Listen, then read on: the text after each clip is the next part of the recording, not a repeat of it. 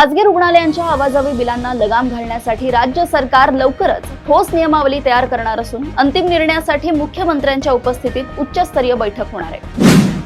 राज्यातील जिल्हा परिषद प्राथमिक शिक्षण विभागातील 2410 केंद्र प्रमुख पदांची भरती आणि शिक्षकांच्या नियुक्त्या रोस्टर व आरक्षण पडताळणी शिवाय केल्या जात असल्याचा आक्षेप संघटनांनी घेतलाय।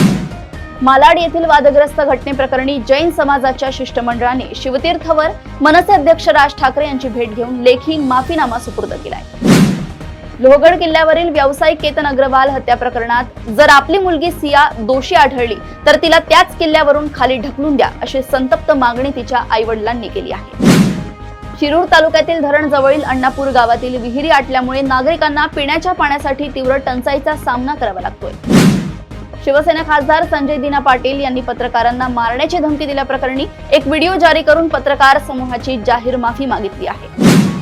राज्याचे उद्योग मंत्री उदय सामंत यांनी काँग्रेसचे दिग्गज नेते विजय वडेट्टीवार यांना जाहीरपणे शिवसेना शिंदे गटात येण्याची खुली ऑफर दिली आहे।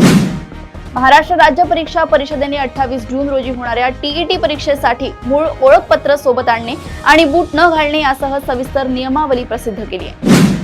जमीन विक्रीच्या कोट्यवधी रुपयांच्या व्यवहारासाठी नागपूरहून बिहारला गेलेल्या काही व्यावसायिकांना ओलीस ठेवून कागदपत्रांवर स्वाक्षरी करण्यास भाग पाडण्यात आले, ज्यांची पोलिसांनी सुटका केली आहे।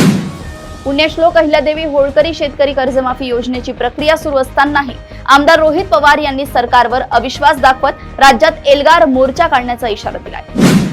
प्रदेशातील अशाच टॉप 10 बातम्या मी ऐश्वर्या आपल्यापर्यंत घेऊन येत राहील। तोपर्यंत बघत रहा देशोन्नती। नमस्कार।